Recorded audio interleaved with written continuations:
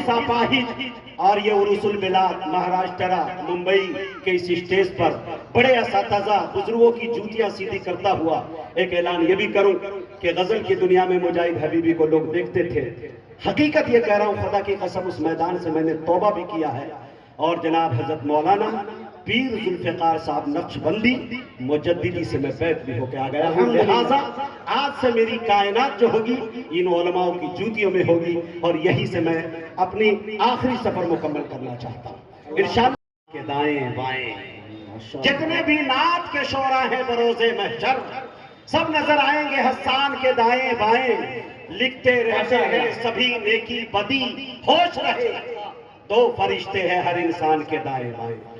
Stage پر اساتذہ موجود ہے، آپ بہت ڈرے ڈرے شہبے وحشت اور دہشت دونوں میں دکھ رہے ہیں. میں آپ کو ایک بات بتا دوں کہ نعت پاک کو سن کر اس پر سبحان اللہ کہنے کے لیے کسی طرح کی ممانعت نہیں ہے اور منع بھی نہیں کیا گیا. دنیا کے کسی دارالافتاء نے آج تک اس پہ پابندی نہیں لگائی ہے، لہٰذا آپ ادب کے دائرے میں رہتے ہوئے سبحان اللہ الحمدللہ بول سکتے ہیں. تھوڑی دیر کے لیے خاموشی توڑیے، 1 گھنٹہ ہمارے پاس 1.25 گھنٹہ بچا ہے.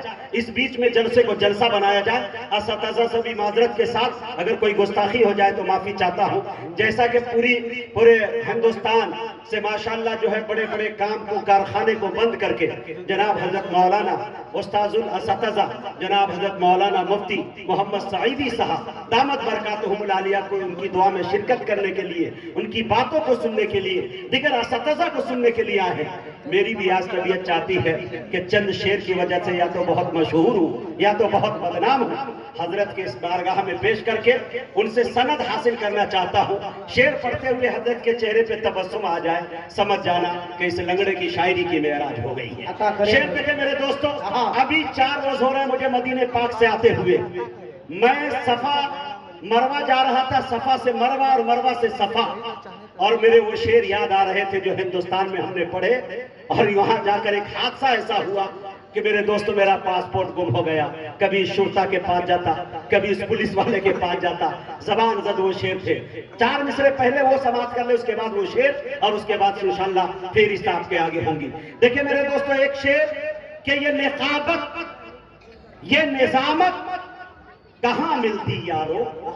آئے ہائے بولے میرے شعر کو وہی شخص سبحان اللہ بولتے جو مرد ہو، جو خاموش ہو، کچھ کہنے کی ضرورت. دیکھیں میرے دوستو یہ نقابت یہ نظامت کہاں ملتی یارو، اتنے لوگوں کی محبت کہاں ملتی یارو.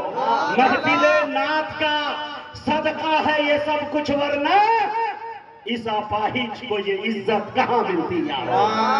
محفل نعت کا صدقہ ہے یہ سب کچھ، ورنہ اس اپاہج اور یہ عروس البلاد مہاراشٹر ممبئی کے اس اسٹیج پر بڑے اساتذہ بزرگوں کی جوتیاں سیدھی کرتا ہوا ایک اعلان یہ بھی کروں کہ غزل کی دنیا میں مجاہد حبیبی کو لوگ دیکھتے تھے. حقیقت یہ کہہ رہا ہوں، خدا کی قسم اس میدان سے میں نے توبہ بھی کیا ہے، اور جناب حضرت مولانا پیر ذوالفقار صاحب نقشبندی مجددی سے میں بیعت بھی ہو کے آ گیا ہوں. لہٰذا آج سے میری کائنات جو ہوگی ان علماء کی جوتیوں میں ہوگی، اور یہی سے میں اپنی آخری سفر مکمل کرنا چاہتا ہوں. انشاءاللہ شعر سماعت کر لے وہ شعر جو دوستو جو بہت مشہور ترین حضرت کی دعائیں چاہتا ہوں. رحمت کی ڈال دے تو نظر 1.5 پاؤں پر.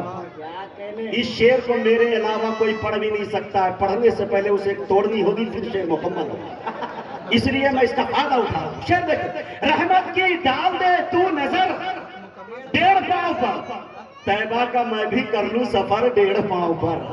رحمت کی ڈال دے تو نظر 1.5 پاؤں پر، طیبہ کا میں بھی کر لوں سفر 1.5 پاؤں پر. ہرے جاؤں صفا سے جانب مروہ میں دوڑ کر، بھاگا پھروں ادھر سے ادھر 1.5 پاؤں پر. بھاگا پھروں ادھر سے ادھر 1.5 پاؤں پر. ارے نعت رسول کا یہ مجاہد پہ فیض ہے، کرتا ہے دنیا بھر کا سفر 1.5 پاؤں پر. بہت بہت شکریہ، عنایت کرم نوازش، اور پتہ نہیں کیا کیا کہ آپ نے میری آبرو بچا لی. اب آئیے مدرسے کے تاثرات کو پیش کرنے کے لیے ماتر 2 منٹ کے اندر میں جناب حضرت مولانا امجد قاسمی خادم مدرسہ دارالعلوم تدریس القرآن شیواجی نگر گونڈی سے گزارش کر رہا ہوں تشریف. بسم اللہ الرحمن الرحیم۔